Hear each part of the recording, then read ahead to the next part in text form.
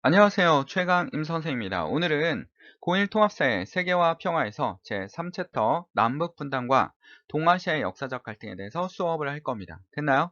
자, 모두 다 화이팅 해주시고요. 자, 기말 대비 모두 다 잘해주세요. 됐나요? 자, 남북 분단과 통일입니다. 첫 번째, 우리 남북 분단의 배경과 과정에 대해서 얘기를 할 건데요. 자, 국제적 에서는 무슨 시대가 냉전 체제가 시작되죠. 네, 냉전이라는 거는 어, 어, 이념 전쟁이 시작된다는 거예요. 이념 전쟁. 그쵸? 이념 전쟁이 시작됐습니다. 우리가 해방을 맞이하면서 이념 전쟁이 시작됐는데 이때 자본주의 국가의 대표적인 게 미국이었고요. 그 다음에 사회주의 대표의 국가가 뭡니까? 사회주의 대표 국가가 바로 소련이었습니다. 지금의 러시아를 얘기하는 겁니다. 됐나요? 자, 여러분 쉽게 말해서 자본주의의 반대말이 사회주의야. 됐나요? 요게 대립되는 단어야. 그러니까 민주주의 반대가 사회주의가 아니고 자본주의 반대가 사회주의라는 용어로 정의를 해두셔야 된다. 됐나요? 그러니까 민주주의 반대는 민이 주인이기 때문에 반대는 독재주의나 왕정을 얘기할 수 있는 겁니다. 됐나요? 자, 국내적으로는 광복의 통일정부 수립을 실패합니다. 자, 내부에 이념 갈등이 있었죠. 좌익 갈등도 있었고, 자, 우리만의 국가를 건설하기가 쉽지 않았습니다. 됐나요? 자, 1945년 광복을 맞이합니다. 자, 이 광복절에 38도선 이북, 그러니까 38도선을 가지고, 자, 이북은 소련군이, 남쪽은 미군이 관리하고 있었습니다. 됐나요? 자, 그리고 이들은 휴전선 앞에서, 자, 이게 분단선이 될 거라는 건 아무도 알지 못했습니다. 이때는 여러분 뭡니까? 소련과 미국이 같은 연합국이었죠. 거기다가 12월에 모스크바 3상회의가 열렸는데 한반도를 신탁 통치를 할 수도 있다라고 하자 신탁 통치 반대 운동이 일어나면서 한국에 있는 우익과 민족주의 연합과 그 다음에 좌익 영역이 어떻게 됩니까? 서로 싸우기 시작했다라는 거야. 됐나요? 그러니까 우익의 대표적인 건 뭐 이승만 대통령이라든지 김구 선생님, 뭐 좌익의 대표적인 뭐 여운형 선생님, 박헌영 뭐 이런 사람을 들 수 있는데 이렇게 서로 대립을 하고 있었습니다. 자, 그리고 47년에 트루먼 독트린이를 발표되죠. 미국의 대통령 트루먼 대통령이 뭐라고 합니까? 그치, 우리는 사회주의 국가와 뭐 하지 않겠다? 협상하지 않겠다. 소련과 미국이 점점 사이가 좋아지는 거야, 나빠지는 거야? 나빠지기 시작하는 게 바로 트루먼 독트린입니다. 그럼 한반도도 어떻게 될까요? 점점점 분단화되고 있는 거야. 소련 편과, 자, 어떻게 됩니까? 미국 편으로 분단화되는 거야. 그래서 미국이 뭐라고 합니까? 한반도 문제를 어디에 맡기겠다고요? 유엔에 맡기겠다고요. 이 유엔은 누가 주도했습니까? 미국이 주도했습니다. 그럼 소련이 응답할까 안 할까요? 안 하겠죠, 당연히. 그치? 그냥 이런 문제점이 만들어졌단 말이야. 그래서 48년에 자, 유엔이 들어와서 감시단이 들어와서 자, 북으로 올라가니까 소련이 막아놓죠. 못 올라와. 이렇게 얘기한 거란 말이야. 그러면 유엔은 뭐라 합니까? 이때 얘기를 한 거야. 유엔이 뭐라 하냐면 선거가 가능한 지역만 선거를 하자고요. 통일된 정부가 아니고 선거가 가능한 지역. 48년 자 5월 10일 날 선거인데 48년 5월 10일 날 선거인데 자 누가 올라갑니까? 김구 선생님과 김규식 선생님이 올라가서 우리 통일된 정부를 만들자라고 하지만 남한은 뭐 이승만이 선거하자 북한은 김일성이 자기만의 권력을 잡기 위해서 이미 분단을 고착화시키고 있었죠. 이게 문제점이었습니다. 됐나요? 그리고 제주도에서 통일된 정부를 원한다. 남한만의 선거 반대를 외쳤는데 4.3 사건이 일어나지. 그게 제주 4.3 사건. 그러니까 48년에 일어난 거야. 그치? 48년에 제주 4.3 사건, 그 다음에 남북협상, 김구와 김일성이 가서 김일성과 남북협상, 그리고 50선거 치러지고요. 8월 15일 날 정부가 수립됩니다. 누가 대통령이 됐어요? 이승만. 남한만의 정부 수립을 굉장히 주장했죠. 그치? 그래서 지도자가 중요한 거야. 됐나요? 됐나요? 그리고 10월에 여수 순천 단락 사건도 이때 있었습니다. 48년에. 자, 남한만의 선거가 이제 이루어지면서 남북 분단이 이루어졌는데 남한은 전혀 전쟁 준비가 없었어요. 뭐냐면 치안 확보, 그다음에 뭡니까? 경제 회복. 이런 거를 목표로 뒀지만 북한은 뭡니까? 그치? 이때부터 전쟁 준비를 했죠. 소련의 신식무기 들어오고 그다음에 소련에 대해 남한을 치겠다라는 것을 어떡합니까? 미미 고지해주고요. 그 다음 중국에 뭐 약속을 받아내죠.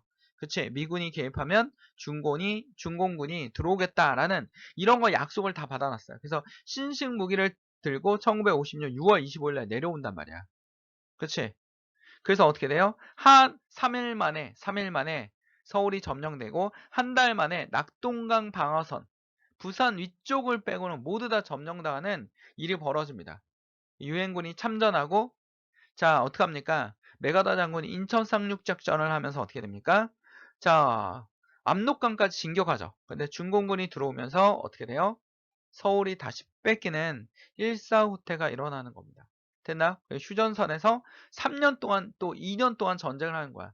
지금 아까 일사후퇴 전까지, 그치? 그리고 다시 북진을 하죠. 그치? 북진을 해서 휴전선까지 오는데 1년 걸렸어요. 1년 걸렸는데 그 이후 휴전선에서만 2년을 더 싸우는 거야. 그리고 1954년 7월 27일 날 전쟁이 끝납니다. 이게 뭐라고요? 6.25 전쟁이라고요. 됐나요? 이걸로 남북 분단이 완전히 고착화 되면서 그치? 남한과 북한의 골이 굉장히 깊어지는 거야. 그리고 정치인들은 이걸 이용하는 거죠. 북한이나 남한이나 똑같이. 됐나요? 요 과정을 시험에 내는 학교가 있기 때문에 선생님이 이 부분을 좀 더 자세하게 설명을 했습니다. 됐나요? 자, 통일의 필요성입니다. 왜 통일이 필요할까요? 우리 통일이 필요합니다. 남북 분단의 전쟁 위협 제거. 가끔 거의 전쟁 직전까지 가는 경우 있잖아. 그래서 막, 그치? 박근혜 정부나 이명박 정부에도 이런 게 있었던 것 같아요. 그 막 주가 하락하고 미군의 가족들이 막 미국으로 철수하고 막 이런 일들이 벌어져요. 그러면 첫 번째, 소극적 평화를 이룰 수 있습니다. 우린 전쟁할 위험이 없어. 뭐 중국이나 일본하고 싸우지 않은 이상은 전쟁할 위험이 없어지는 거죠. 두 번째 뭡니까? 이산가족. 그치? 이념 대립 때문에 가족끼리 헤어지는 이 고통을 해결할 수 있고 북한의 인권을 개선할 수 있습니다. 적극적 평화. 그치? 가 될 수 있습니다. 자, 이렇게 소극적 평화가 적극적 평화로 물어볼 수 있고요. 학교 선생님들이. 자, 그 다음에 남북 갈등이 난 소모적 비용들 있죠? 그 연평도 포격 사건. 그치? 이런 것들, 자, 깜짝깜짝 놀래잖아. 그치? 소모적 비용을 절감할 수 있습니다. 국토의 일체성, 지정학적으로 자, 이점을 활용할 수 있죠. 태평양과 유라시아대를 연결할 수 있는. 그치? 그래서 한반도를 넘어서 이 철도를 연결해서 어디를 지나갈 수 있어요? 중국과 러시아를 거쳐서 지금 섬 같잖아. 근데 중국과 러시아를 거쳐서 유럽까지 갈 수 있는. 그 다음에 동남아시아도 이 철도를 타고 가서 뭐 중동이나 이런 데에서 유럽으로 갈 수 있는. 뭐 아프리카까지 다 연결되는 거죠. 그치? 이 철도로 연결되면 우리는 이제 뭐가 되는 겁니까? 섬이 아니라 다 연결되는 거야. 그러면 어떻게 됩니까? 유럽까지 여행 갈 때 비행기 값만 뭐 150만 원 나온다면 이게 줄어드는 거죠. 한 10만 원으로. 그렇지? 그럼 여행 경비가 줄어들고 더 넓은 세상에 갈 수 있고 물류의 중심지가 된다니까. 물류의 중심지. 물류의 중심지가 됩니다. 이때 이 철도가 열리기 위해서 북한이 여러 가지 그 다른 나라와의 협상에서 뭐 핵을 포기한다든지 뭐 평화적으로 뭐 체제를 좀 변화한다든지 뭐런 이런 일들이 벌어져야겠죠. 남북 간에 서로 믿음이 있어야지 철도도 깔고 교류도 할 수 있단 말이야. 그치? 그러니까 끝없이 우리는 북한과 뭡니까? 교류를 하려고 애쓰고 있죠. 그치? 그래서 이렇게 연결될 수 있는 그런 시점이 될 수 있다라는 거야. 그치? 그래서 이 분단의 한 번의 분단으로 인해서 이렇게 오랜 세월 동안 엄청난 비용을 내고 있었던 이 비용이 사라지는 거죠. 됐나요? 뭐 통일보다는 먼저 첫 번째 단계보다 북한 간의 신뢰와 활발한 교류가 필요합니다. 그 활발한 교류로 엄청난 인력 자원과 엄청난 자원이 들어올 수 있어요. 북한이 뭐가 많다고? 지하 자원이 엄청 많다니까. 히토류 세계 2위. 그 반도체 만드는 히토류. 우리 반도체 1위잖아, 세계. 그치? 우리가 만들고 재료를 북한이 되는 거죠. 석유 매장량도 꽤 되는 걸로 알고 있어요. 그 다음에 금과 은 매장량도 많고요. 그 외에 지하전이 굉장히 풍부합니다. 우리가 지하전을 캐는 기술이 있잖아. 북한은 캐는 기술이 없잖아. 그러니까 우리가 엄청난 지하전을 가져올 수 있고요. 그 다음에 북한은 아직까지 굉장히 그 낙후되어 있기 때문에 인건비가 상당히 싸요. 그러니까 개성공단의 효과가 저렴한 인건비, 임대료 이걸 가지고 우리가 뭐 하는 겁니까? 그치? 경제적으로 엄청난 효과를 내고 있는 거죠. 그치? 이 남북 간의 교류가 한번 틀어지면 쉽게 열리기가 쉽지 않습니다. 워낙 단단하게 고정되어 있는 나라라서 쉬운 나라가 아니에요. 그치? 자, 이렇게 낼 수도 있죠. 시간적 관점, 민족의 동질성 회복하는 게 중요하죠. 공간적 관점, 국토의 일체성, 지정학적, 태평양과 연결할 수 있는 우리 한반도에 굉장히 좋은 요건이 있는데 북한이 열어주지 않기 때문에 이런 일들이 문제점이 생깁니다. 사회적, 남북 갈등, 소모 비용, 그쵸? 윤리적 관점, 이산가족 만나게 해줘야죠. 북한의 인권 어떻게 됩니까? 그치. 평양을 제외한 자유가 없는 나라잖아. 그치. 무슨 그 신성한 존재처럼 지도자를 보고 있기 때문에 자유가 없고 본인들이 할 말을 못하죠. 정부에 대한 비판, 우리가 원하는 것을 정책에 반영할 수도 없는 그런 나라입니다. 분단을 위한 전쟁 위협 제거. 그치. 서로 군사적으로 우리가 지금 군사력은 월등하지만 북한의 그 숨겨있는 화학무기와 핵무기가 문제점이 되는 겁니다. 그치? 이런 비용을 모두 다 없앨 수 있고 여러분들이 어떻게 합니까? 우리나라 경제 효과는 어마어마해요. 북한이 열어주면 북한과의 교류는 우리 경제 효과가 어마어마합니다. 그 세계 투자자들이 우리나라에 베팅하는 이유는 일본이라는 나라는 뭐 한번 침체되니까 뭐 거의 가능성이 없어 보여요. 새로운 것도 나오지 않고 새로운 경제 효과도 없지만 우리는 남아있는 최고의 경제 효과는 북한과의 교류란 말이야. 엄청난 일자리, 물류의 중심지가 될 수 있고요.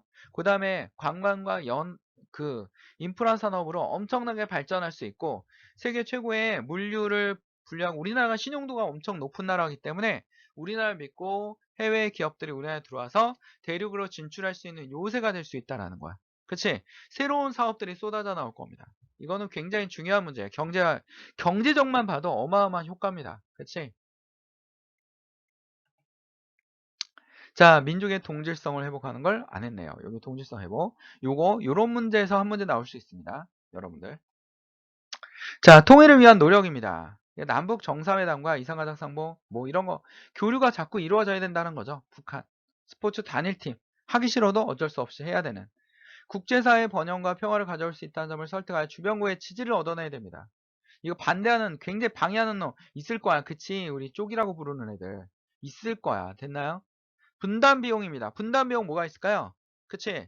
남북 분단에 불필요한 소모적인 발생하는 군사 비용이라든지 뭐 국방비, 외교비, 이산가족 고통, 전쟁에 대한 불안감. 그치? 국방비도 우리가 지금 북한만 견제하고 있는 게 아니라 중국과 일본도 견제를 해야 됩니다. 그치? 중국 보십시오. 막무가내잖아. 미국이 되게 많이 때려줘야 된다고. 그치? 거기다가 굉장히 이기적이죠. 인도도 중국과 사이가 좋지 않습니다. 그치? 그래서 외교비 이상한, 그러니까 막 대만도 안 좋잖아요. 그러니까 무대뽀야. 중국이 굉장히 무대뽀입니다. 우리가 지금 중국의 경제 의존도가 높기 때문에 우리가 큰 소리를 못 치고 있는 거예요. 통일 비용입니다. 통일 비용. 그러니까 통일 비용이 많이 드니까 우리가 반대하는 거잖아. 그치?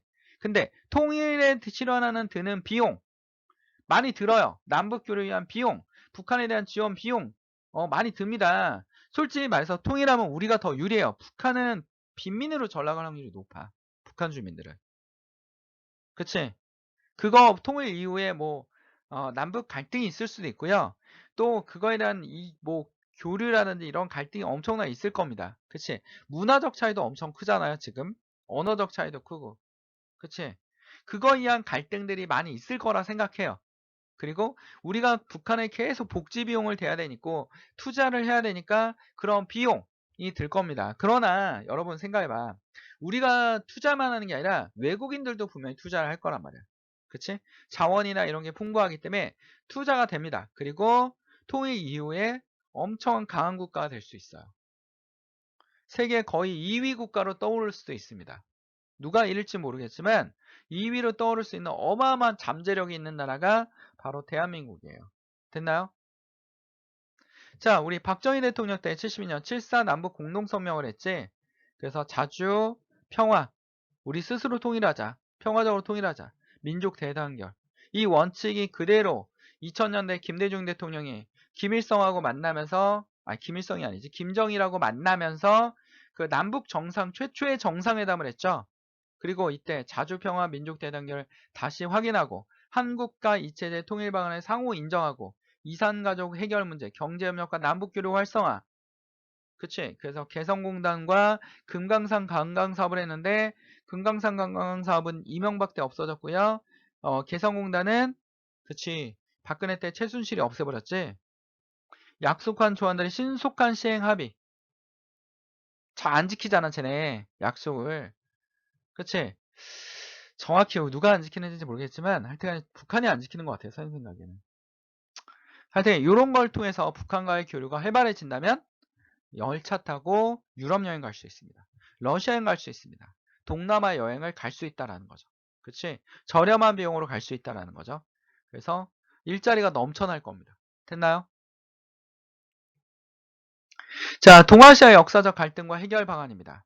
동아시아 중국이 동북공정, 그러니까 중국 지도를 이렇게 그려보면 얘네들이 티베트를 독립하지 못하게 하기 위해서 서남 공정이라는 프로젝트, 그러니까 공정이 중국말로 프로젝트인데 이 프로젝트를 실시했어요. 그거 실시한 이후에 중국은 어떡합니까? 그치? 동북공정. 여기 조선족 자치구가 있고 북한이 불안불안했잖아. 아직도 불안불안하지만 그러니까 여기서 무슨 일이 발생했을 때 북한을 차지하기 위해서 고구려 역사가 본인 것, 발해의 역사도 본인들의 역사다라고 왜곡을 하는 거야. 선생님 생각이긴 하지만 북한이 불안했을 때 북한을 차지할 수 있는 가장 나쁜 시나리오죠. 이게 제일 나쁜 시나리오야. 북한을 차지할 수 있는 그 부분에 대해서 이 고구려 미리 쓰는 것 같아. 선생님간에. 그러니까 고구려가 본인의 역사다. 그 다음에 발해도 본인의 역사다. 이렇게 자꾸 역사 왜곡을 하고 있잖아. 그치? 심지어는 고조선까지 본인의 역사다. 이렇게 왜곡을 하고 있단 말이야. 그래서 고조선은 위만 조선에서 한사군, 한나라. 우리 장기판에 나오는 그 한나라. 그 한나라의 영역이었다. 그리고 고구려와 수당 전쟁은 중국 내부의 통일 전쟁이다. 발해는 말갈국이며 당에 예속된 지방 정권이다라고 말도 안 되는 얘기를 하고 있는 게 중국의 동북공정입니다. 우리도 세계에 있는 여러 나라에게 명분을 얻고자 어떻게 됩니까? 그치? 이런 것들을 더 전략적이고 치밀하게 해야 됩니다. 그치? 통일 이후에 가장 견제할 나라가 누굽니까? 중국과 일본이죠. 그치? 그리고 북한과의 교류가 활발할수록 굉장히 안 좋아할 수밖에 없는 나라들이 일본과 중국일 확률이 높아요. 그치? 자, 일본은 독도가 자기네 영유권이라고 주장하고 있죠. 그치? 1905년에 얘네들이 그 독도에 있는 표범 물개를 가죽을 쓰기 위해서 자기네 영유권으로 고시를 했어요. 그치? 러일 전쟁 중에 했죠. 러일 전쟁 중에. 일본의 역사 왜곡은 지금도 이루어지고 있습니다. 그치? 일본이 식민지는 조선을 보호하기 위해서, 그리고 제2차 세계대전은 대동아 전쟁, 아시아를 상대로 하는 전쟁인데 이거를 제국주의로부터 아시아를 보호하기 위한 뭐다? 일본은 영웅이었다라고 말도 안 되는 얘기를 하고 있죠. 그래서 한국은 진출하고 파병이라는 표현을 교과서에 쓰고 있고요. 거기다가 2차 세계대전을 잃었던 그 신사들이 있는 야스쿠니에 참배를 하고 있지. 그럼 뭘 뜻하는 거야? 우리의 조상 2차 세계대전을 일으키고 한반도를 식민지한 사람들을 존경에 표시한다는 거야. 이건 정치인들이 한다는 거는 그런 의도가 담아 있다라는 거죠. 거기다 위안부 문제. 거기다 일본이 우리나라 사람들까지 아직도 뒤에서 일본을 홍보하는데 엄청난 돈을 씁니다. 일본은. 그치? 우리 민간 부분에서 어떡합니까? 위안부 동상을 만들어서, 뭐, 미국에도 세우고, 독일에도 세우는데, 최근에 독일 문제, 그치? 일본이 직접 정부가 나서서 미국, 독일의 정부를 압박했죠? 그치? 위안부 문제는 이 동상은 여기 쓰면 안 된다. 베를린에 있으면 안 된다 했는데, 이걸 누가 지켜냈어요? 시민단체가. 그리고 거기에 있던 지방정부가 지켜냈죠. 그치? 우리나라 시민단체들은 정말 대단합니다. 그쵸? 프랑스에는 우리 문화재도 가져오고요. 외 규장각에 있던 문화재도 가져오고요. 다 시민단체들이 하는 겁니다. 됐나요? 여러분들? 자, 됐죠? 요런 문제가 나올 수 있다라는 거. 그치? 내신에는 요 꼼꼼하게 문제가 나올 수 있으니까 정확하게 기억하고 있으셔야 됩니다. 됐나요? 동아시아 역사 갈등 해결을 위한 노력입니다. 일본의 고노다마로 일본이 우리에게 사과를 한 적이 있는데 그 이후에 정부들이 이거를 무효화시켰지. 그 다음에 한중일 공동 역사 교재를 개발할 필요가 있습니다. 교과서를. 그리고 교류가 활성해서 서로 이해할 수 있게 해둬야 된다라는 겁니다. 됐나요? 됐습니까? 다음 자를 이용한 탐구 활동에 적절하지 않은 것은 대한정부가 울릉도와 울릉도 개최하고 행정구역 안에 독도로 표시했습니다. 그치? 이때 독도라고 이름을 석도였는데 바꿨어요. 우리나라도. 일본은 이때 다케시마, 죽도라고 하는 거죠. 1904년에 일본 해군이 독도에 상륙하여 탐사하였다. 1905년 1월 28일 일본 정부는 독도가 무주지라며 다케시마라는 이름을 자국령에 표현시켰다. 그해 2월 22일 시마네현이 독도의 일본 영토의 편입 고시하였고 8월에 일본 해군이 독도의 막로에 설치하였다. 1906년 4월에 울릉군 시뭉택이 보고로 그 사실을 알게 된 정부는 일본의 독도 편입 사실을 근거가 없다는 부인하였다. 그래서 이때 여러분 독도라고 한 겁니다. 독도. 독도가 표기된 한국과 일본의 고지도를 비교해본다. 그쵸? 필요하겠죠? 대한민국 정부의 독도에 대한 주권 행사를 살펴본다. 필요하죠? 만주철도 부설권은 간도와 해당되는 거야. 간도. 답 몇 번? 3번이 적절하지 않은 것이죠. 일본의 무주지 영권 주장의 국제법적 효력에 관해서 분석한다. 럴전 중에 일본이 독도 영권을 주장한 이유를 찾아본다. 라면서 만반의 준비를 해야 됩니다. 됐나요? 됐습니까? 자, 구독, 좋아요 해주면 선생님에게 힘이 됩니다. 최강인 선생님은 여러분을 위해서 최선을 다하겠습니다. 됐나요? 화이팅!